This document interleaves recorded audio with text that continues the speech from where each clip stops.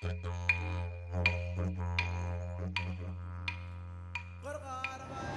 everybody. I'm from this country here. My great-grandmother's a Bidjigal lady, and I'm Bidjigal. And I want to say welcome to everyone here that's got a march today, because we need that march.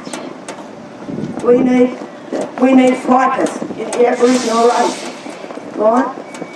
And we need to go on fighting, because nothing's ever going to be done. Because Mr. Rudd said sorry,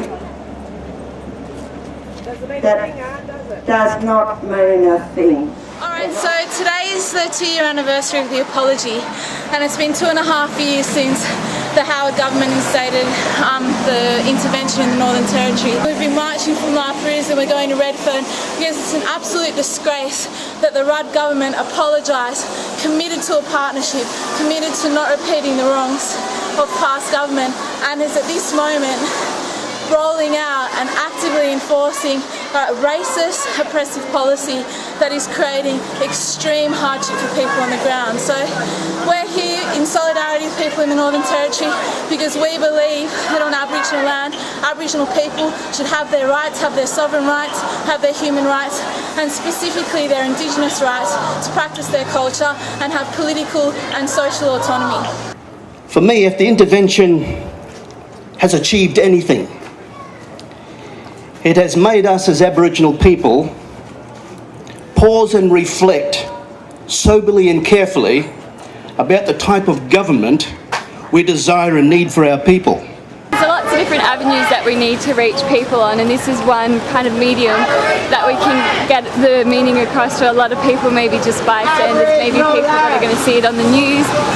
Just creating awareness of the problems that Aboriginal people have with the Australian government's policy. But we also need to pursue it through other avenues, but this is just one that I personally can take part in by just being here and showing my support for my people. I feel I've been talking on this issue pretty well non-stop since the 21st of June 2007. On that day, as many of you would know, a decision was made in the halls of power to remove the rights of around 40,000 Aboriginal Territorians. That was, in my view, a day of infamy in this nation's history, and that infamy continues to this day. All of you here today enjoy the protection and rights afforded by the Racial Discrimination Act. That Act in turn is based on international law. So apartheid really actually started in Australia. A lot of people aren't aware of that, and they took the model for that over to South Africa. So, I mean, and now we've got these new forms of apartheid. It's a human right to live on your land and to work off your land and to still have those basic services in which we all, as Australians, as one, should have offered to us. Jenny Macklin and the Rudd government are talking about actually rolling out income management to more people across the Northern Territory, and they're saying that this is going to make it non-discriminatory, and therefore it will fit with the Racial Discrimination Act as if it's not racist anymore. It's fucking shocking, all this fucking policing around here, and I'm not even under the intervention yet. Do you know what I mean? Let alone there's more underneath the intervention and policing step into their fucking house any fucking time. Yeah. And it ain't fucking right. This is a little poem my girlfriend wrote about the intervention, so I'm just gonna get up here and rap it today. The whole Northern Territory intervention is a whole racial discrimination. Watch with the basic cards and the liquor pyramids. This is our land, it's about time you learned it. Tired of this government fool, but we ain't gonna quit, we ain't gonna quit, nah, we ain't gonna quit. Considered as flora and fauna, 40 years old, 40B all over. Treated like dogs and treated like dogs now. The question is, there is no evidence whatsoever that the removal of civil and human rights improves people's health, education, housing or employment outcomes. None whatsoever. In fact, the evidence is exactly the opposite. Prime Minister, listen. Evidence from around the world points explicitly to the fact that inequality breeds ill health. Those who are poor and powerless have far, far worse health outcomes than those like our politicians in Canberra who enjoy higher status. The evidence is explicit. The removal of rights, the removal of legal protections, the removal of civil and human rights makes you sick.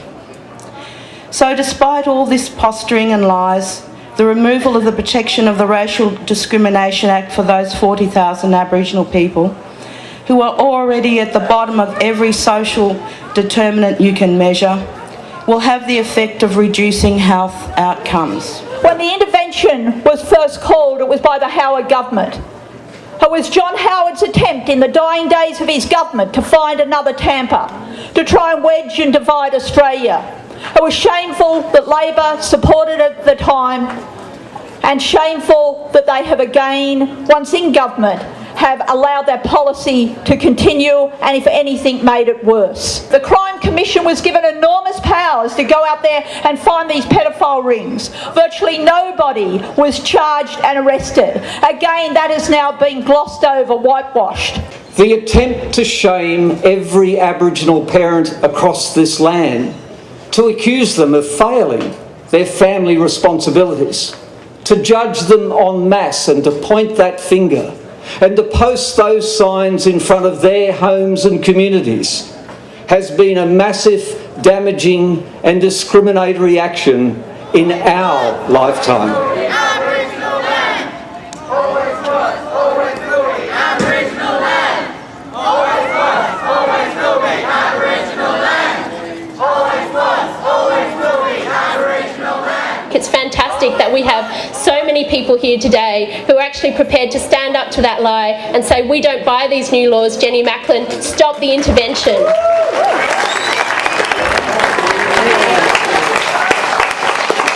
Australia, don't turn away, change, listen and hear what Indigenous people are telling you as a nation. It is time, Australia, to say sorry, but to mean it.